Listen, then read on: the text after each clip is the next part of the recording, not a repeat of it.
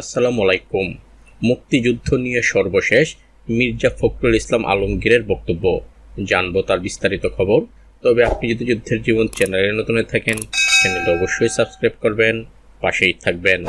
মুক্তিযুদ্ধের স্মৃতি বিজড়িত হবিগঞ্জের ঐতিহাসিক তেলিয়াপাড়া দিবস আজ 4 এপ্রিল নানা আয়োজনে পালিত হয়েছে।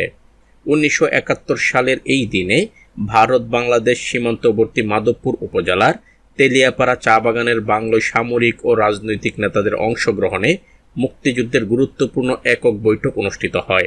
দিবসটি উপলক্ষে জেলা মুক্তিযোদ্ধা সংসদ ইউনিট কমান্ডের উদ্যোগে বেলা 11টায় পুষ্পস্তবক অর্পণের মাধ্যমে কর্মসূচি সূচনা হয়।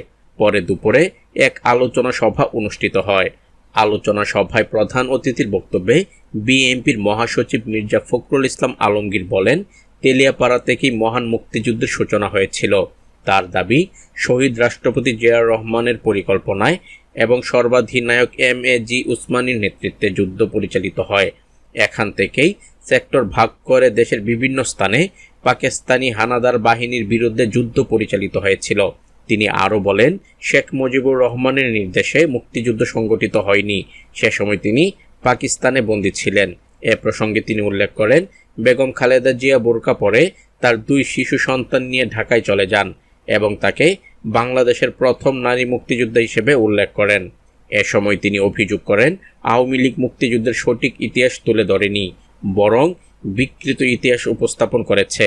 অনুষ্ঠানে বিশেষ অতিথি হিসেবে উপস্থিত ছিলেন মুক্তিযুদ্ধ বিষয়ক মন্ত্রী আহমেদ আজম খান, প্রতিমন্ত্রী ইশরাক হোসেন, হবিগঞ্জ 3 আসনের সংসদ সদস্য ও হুইপ আলহাজ জি.কে. গাউস, হবিগঞ্জ 4 আসনের সংসদ সদস্য এস.এম. ফয়সাল, হবিগঞ্জ 2 আসনের সংসদ সদস্য ডাক্তার আবু মনসুর সাকাত হোসেন জীবন, chief prosecutor advocate Aminul Islam, জেলা প্রশাসক ডক্টর জি.এম. সরফরাজ এবং পুলিশ সুপার তারেক মাহমুদ সহ অন্য নেতারা।